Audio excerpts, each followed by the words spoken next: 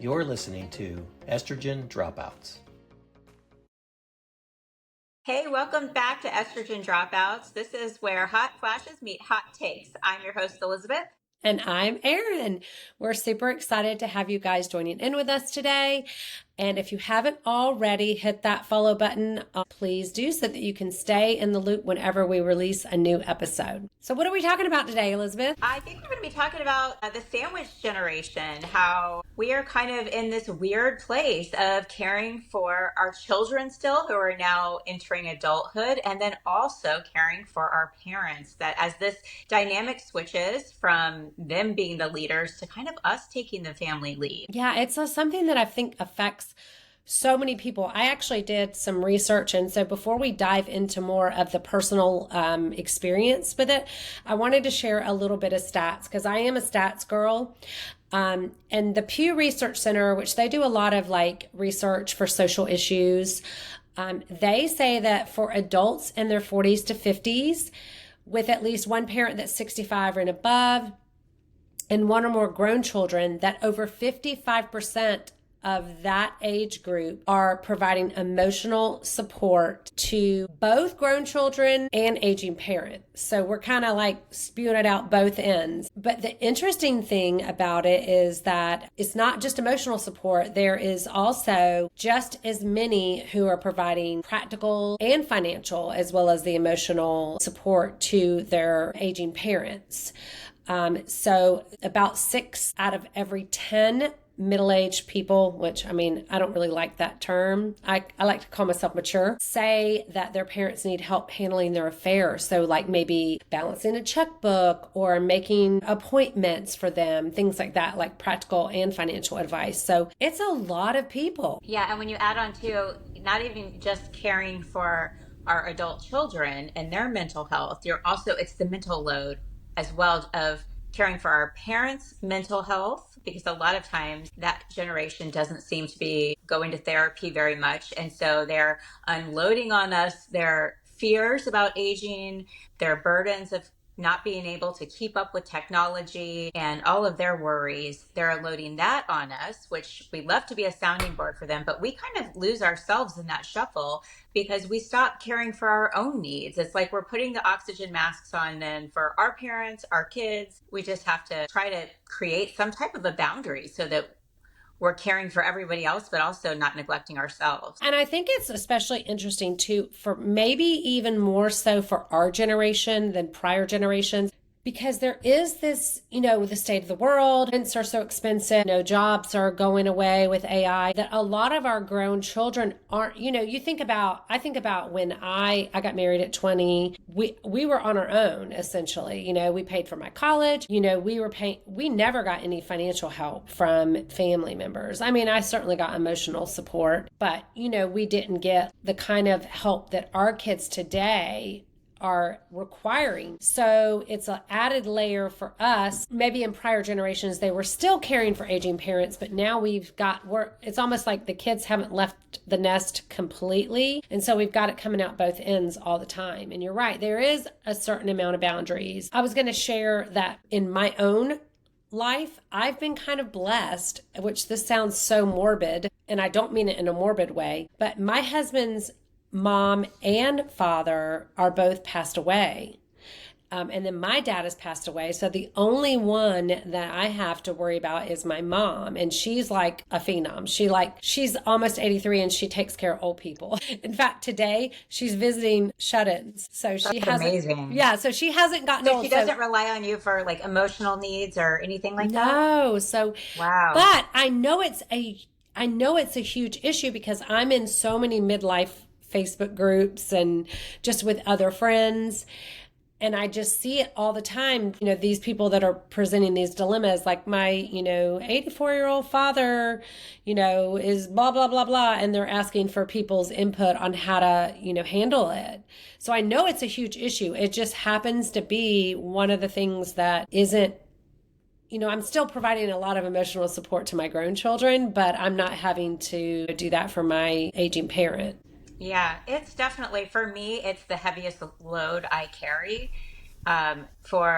is emotionally being the sounding board to my mom, who is struggling. She's 75. She's a widow. She's in fantastic health, physical health. She eats clean, exercises a lot, but she's struggling to keep up with her emotions, her grief from being a Mm-hmm. widow, and then also just with technology, and it's just a lot. She needs a lot of emotional support, and I'm happy to do it, but at some point I find that whenever I don't just return to my life without her stress accompanying me. And Right. so that's what I'm trying to really work on, is like, if I'm going to be with her, I'm going to try to be 100% present, and then but also have some walls, some emotional, you have to like protect ourselves from negative energy, because she has a lot of negative emotions right now that she's dealing with, rightfully so. I mean, she's a widow and she's struggling.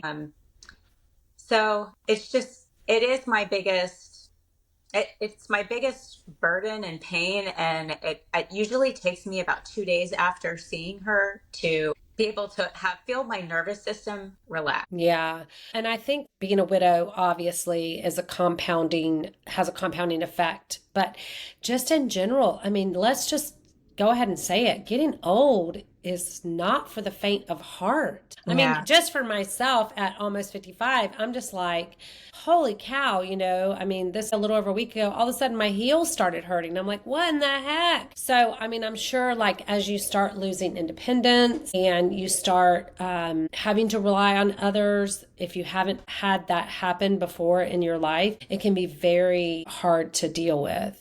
Yeah, and I really think that we need to somehow encourage our parents to seek help and community, because I just saw a video from a doctor on TikTok the other day saying that untreated anxiety and Mhm. depression in seniors leads to dementia, will turn into the brain deterioration. When we are younger, our brains can bounce back from stress and isolation or loneliness. It's still very hard on us, but we can bounce back quicker. When you're over 70, it is much harder. And then that's whenever you're going to start seeing rapid cognitive decline. And then that just compounds everything. So I'm currently hoping that I've been searching for some different volunteer opportunities. I'm hoping to get my mom, and like your mom, I feel like when you serve other people, it's like can fill It, your cup up. They need a purpose again. I was going to say sometimes too, like if you're just sitting at home, I mean, you're retired, you're by yourself. When I did my yoga therapy training, one of the things that surprised me, and this is like 10 years ago, so it wasn't as talked about as much, is that loneliness is the biggest risk factor for chronic pain, for depression in people over,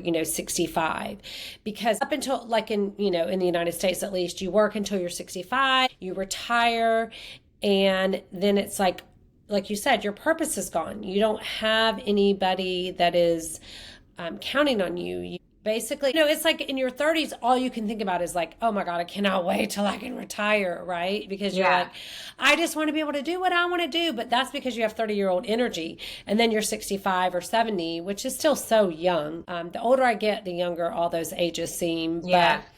But you have less energy. There's a lot of things that happen, and we lose people we love, either partners or siblings or our own parents. Then we just start really kind of, I think, can get into that funk. And you're right. I think getting into volunteer opportunities, like going and rocking babies at the hospital, or going and sitting with a shut-in for a couple hours, or even just like getting into some kind of class, like a watercolor class. Yeah. You've got to do something to exercise your brain. Otherwise, I mean, I don't know if it really does atrophy, but it feels like it would. Like it just No, stops I think growing. so, right? I Yeah. mean, And you've got to exercise, use it. You can't just sit at home and watch the news all day. right. Well, I try not to watch the news at all, but especially in this Right. climate. But it seems like that generation does a lot. They do. And, it's not that I'm trying to be an ostrich, but I don't need to add that kind of stress. I try to stay informed, but also, not let it consume me, because I just try to do the best in my world and be a positive light in my little sphere of influence. So do you think, is your mom amenable to that kind of stuff? Like what does this conversation look like when you're talking to her? Like, how do you bring it up? Do you say like, Well, she's in like a very negative thought pattern right now. And so anytime she's, everything is kind of negative. And so I'll just flip it. She's like, oh, like she just got a new computer. And she also at the same time got a new phone. And so then it's like you're learning two new devices at once. And that's a lot for anybody. And so she kind of beats herself up because she is a very smart woman. And so she's like, this is also hard for me. I can't do this. Like, she starts that kind of kind of spiraling yes. about it. And then it's like, well, I can't do this. And then it leads to like, and so then I'm like, Mom, nobody can do all of this at once. Like I can't do all of this at once. You can't expect just to know it and have it when you get a brand new Mac. And she was a Microsoft before.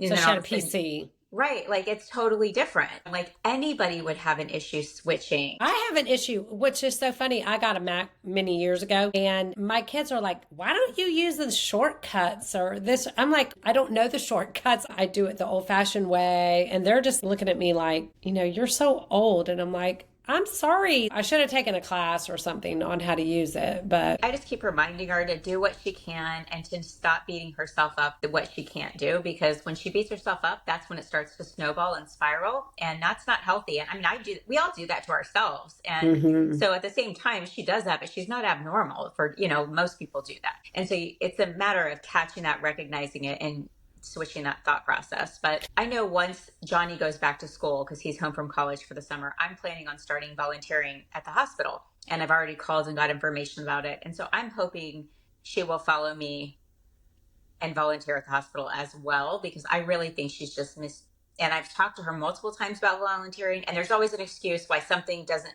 feel like a good fit. There seems to always be a reason why she can't.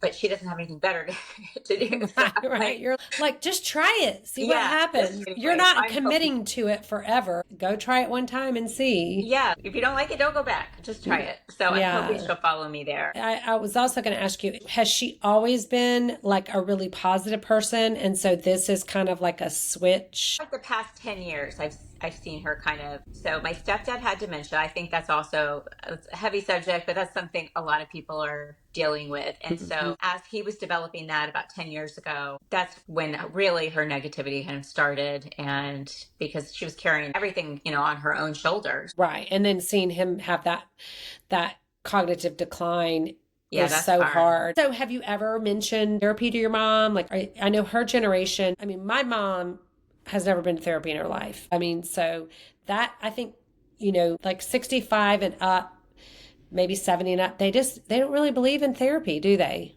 I know, but I feel like so my mom, I mean, she has done therapy in the past, like when she was much younger, but now she's like, they can't help me. I'm just going to sit there and talk to them. What does that help? I'm like, well, that's what you do to me. You just dump on me. Give me a break. Go dump on somebody else. I don't know.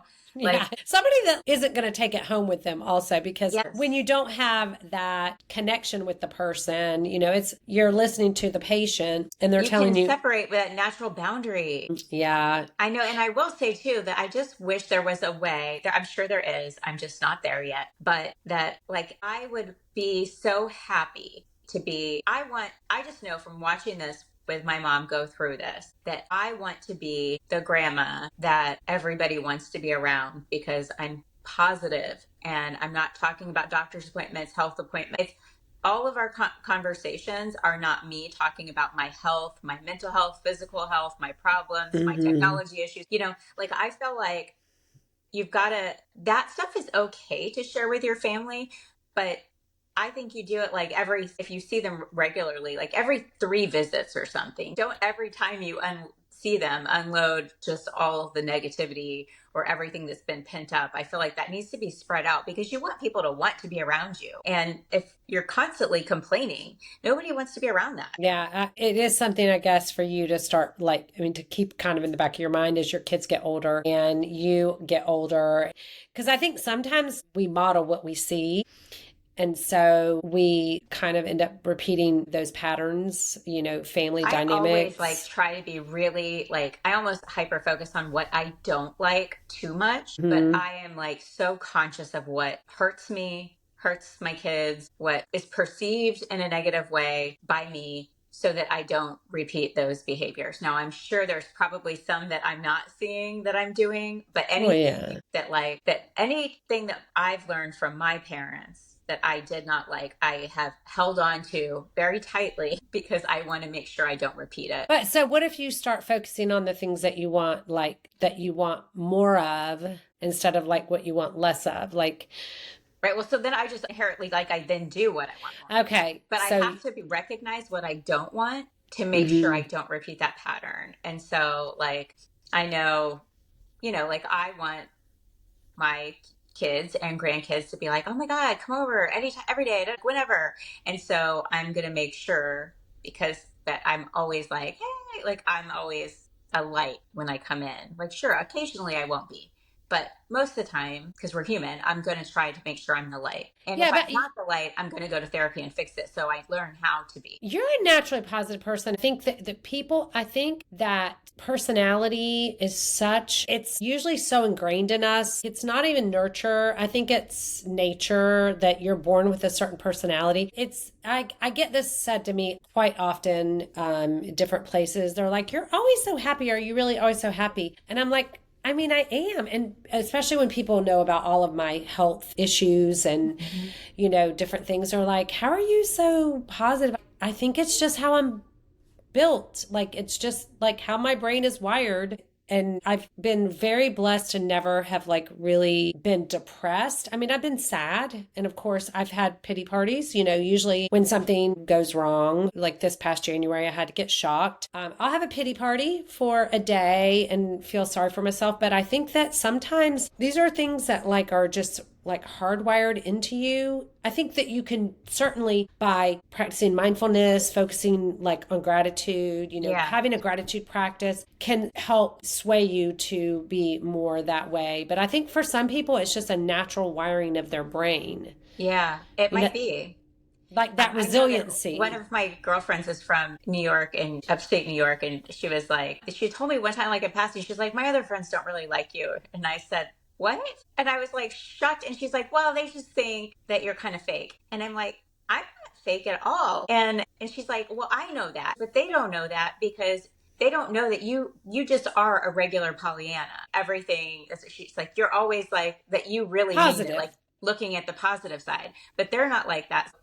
They think that you're fake. And I'm like, okay, well, I'm not. So they just find that Pollyanna vibe annoying. You're like, well, excuse me for being positive. I know, I mean, ouch. Okay. This is 5 years ago that somebody said that to me. I was like, oh, okay. And so then have you been around those people again? Just about one time. I mean, I only saw them a couple times a year, neighborhood parties and stuff. But then I was like, oh, so then I did kind of clam up around them. Well, or then you're like, oh, life sucks. And they're like, we love Elizabeth. Okay, no, I think I'm going to just be true and be myself. Yeah. And for me, I think it's important to say, I don't know what positive looks like for you, because I think I've never had a major health issue like what you're talking about that you've gone through. And I mean, I admire that in you so much that you didn't just stay in bed for 2 months and wallow. But I think that for me, positivity is in my daily practices. Mm-hmm. And so it's not me feeding positive affirmations to myself, although I do believe in affirmations. But for me in the beginning, those are kind of hard to start and say. So for me, it's more my daily practices of breathing, grounding, gardening, stretching, showing myself that I love myself and being tender to myself and I do trust that everything happens for a reason. Mm-hmm. And that is really ingrained in me. I'm not a religious person. I definitely believe in God. But I just really believe that everything has its purpose. There's always purpose, even in pain. And so to always search for the purpose and the light. Yeah, I always feel like things work out how they're supposed to. And so I just trust, and I'm not particularly religious. I grew up very religious. I do believe in God, higher power, but I feel like everything is conspiring for the good of you. And so the more that you look for the good, the more that you'll find. I mean, It's whatever your focus is what your focus is going to be on. And so trying to keep a state of gratitude within yourself, it doesn't mean that it's not a toxic positivity. Yeah, it's not. Because, I mean, when things suck, I'm like, this sucks. I'm not like trying to spin it perfect or spin it positively, but I'm like, the biggest thing for me, so when I did my initial yoga teacher training and we talked about non-attachment, that's what they call it in the yoga tradition, is non-attachment, and that all suffering comes from attachment. And we're getting deep here.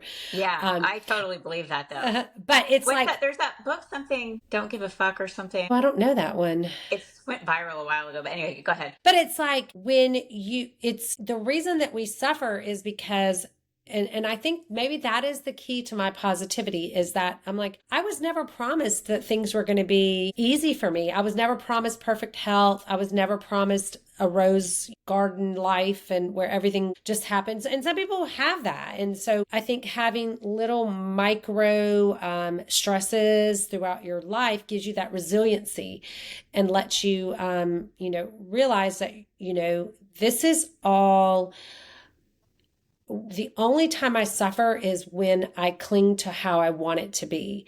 And so hopefully that's going to help me with aging because, obviously, just even the physical part of aging, like seeing my face change, seeing like, the softening, and I'm just like sitting there like Googling like facelifts or joining facelift groups. And I'm not totally against it, but there is something that where if I just keep trying to say, like, if I'm not attached, then I won't suffer. And so I'll just accept what is, and the Bible has like verses about that, accepting what you cannot change, all that. But that was so hard. That was such a hard concept for me in my first teacher training. And my teacher would just say, like, you have too many, like you're too attached or, and I'm like, I don't know how to not be attached. And so it's been, like 15-year process of trying to learn how to like just be okay with what is. So hopefully that'll serve us in our old age. For sure. But so then there's the flip side of that which is, so we've talked about, caring for aging parents and providing that emotional support and how draining that is that then there's the flip side with like grown children that is this whole new kind of trend or phenomenon where we are providing so much more emotional support. But do you think that's just more natural? I think that your kids still listen to you. Even sometimes they don't, right? As they're becoming an adult, they don't always listen, but they're more receptive to guidance than our parents are, because our parents are used to being in charge. And so then when they come and they need help, it's like you have to convince them to believe you.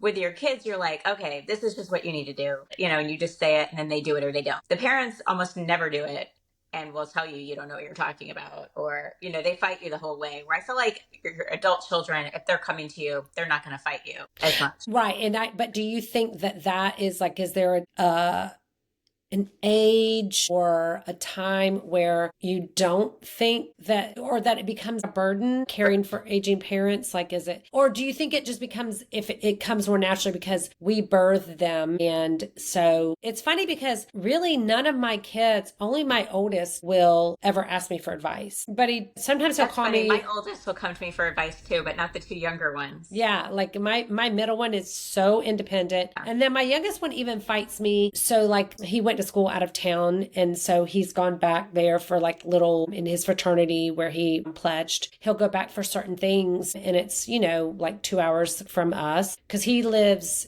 in Atlanta and goes to Georgia Tech now, so he doesn't live at home, but he's local. But I will want him to text me when he is leaving Atlanta, even though he doesn't live at home. I want to know, and I want to know like when he gets there. And he's like, he fights me on it. I'm like, dude, like I have to tell Mima, which is my mother, when I'm leaving Atlanta to go to Savannah. I have to text my mom and say we're getting on the road.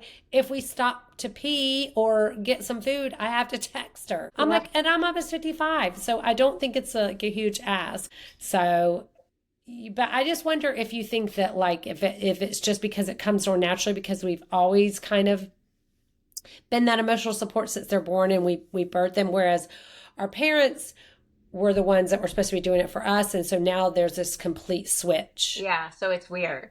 because Yeah. you're like, wait a second, like now you're leaning on me for everything. Do you remember the first time? I remember distinctly the first time that I realized that my mom was getting old. No. Yeah, and it freaked me out because What she's happened? always been a rock. It wasn't any like major thing. It was just like one day I was like, she just appeared frail, more frail to me, or frailer. You know, she's not frail, but she just appeared more frail than she ever has. And I was just like, because my mom has always just been the rock. Like she is just a rock. And it freaked me out. I was like, oh, she's getting old. So I had something similar. Was thinking more emotionally that I felt that for like visibly where I've seen that and it's freaked me out. And it is going to stay with me the rest of my life. And I'm working on it actively. So after my stepdad died, a few months into her grieving, she aged like 10 years. And she literally had wrinkles show up in her face that had not been there. She all of a sudden was like hunched over. She'd lost like 10 pounds. And my mom's tiny. She's 5 feet, like 120 pounds. And so she looked just like a shadow of herself. And like she was definitely in her 80s. And at the time she was 72. And then as she started to heal, she started to look younger again. And then last week, she kind of had a rough week with grief and everything. And she aged immediately. Like I saw her walking, like she'll like kind of like scoot with her feet instead of totally picking up her feet. Her upper shoulders are kind of curved and wrinkles showed up. And she was also, though, in a heightened stress week. And so it just shows me it's a gift. I'm very sad for her and, helping her through that, and I'll continue to help her through that. But for me, it's just a reminder of how much stress ages us so fast. And what you see on the outside is nothing compared to probably what's going on inside on a cellular level and to our organs and what stress does to our heart and our bodies on the inside. So the fact that I can visibly see that, I'm like, well, I need to just focus on managing my stress for the rest of my life. That just needs to be a primary. Well, stress is the biggest killer. Yeah. And the biggest ager. And it leads to cancer, it leads to inflammation. I mean, it does so many different things, heart attacks. So we've got to keep our stress down as a society. So do you have any advice for our listeners on how to manage caring for aging parents? Like, has there been any one thing that you have found, like having good boundaries? Yeah, I had to give myself permission. I had a therapist say to me, because I will talk to a therapist, and I had a therapist say to me that me being her only source for unloading her burdens and me being available every single day or time that she wants to unload is making her not seek help from where the appropriate source. I am not a therapist. And even if I was as her daughter, I'm not the person to be. Like every once in a while, if you go through a trauma, of course. But as the primary person receiving all of that, I should not be that person for her. And so anyway, this therapist was like, do not make yourself available. And so where I used to see her multiple times a week, now I see her about 3 times a week because she lives in my same neighborhood, like on my same street. And so I see her like 3 times a week just for my own mental, just to put some type of a boundary. That's good that you're able to do that, because a lot of people I think have, they get this guilt. Yeah. The guilt is crazy. But I mean, so it took me a long time because it's been 4 years since he died. And so at first I was like, I was seeing a therapist for this, and the therapist was like, you've got to put up boundaries. You've got to and I couldn't do it, but now 4 years in, the past like year, or not even year, probably 6 months, I've been like, okay, we're going to see you 3 times a week. And well, that's another interesting statistic that I read, is that most of the time it's the females, the daughters, who are taking on the emotional burden. Obviously, if it's a son only situation, maybe he will. But if there's 2 sisters and 2 brothers, the sisters are going to take on more of the emotional burden and the emotional load than, I don't want to say burden, but the emotional load than the sons will. So yeah. So I just look at like this situation. So I guess this is that Pollyanna vibe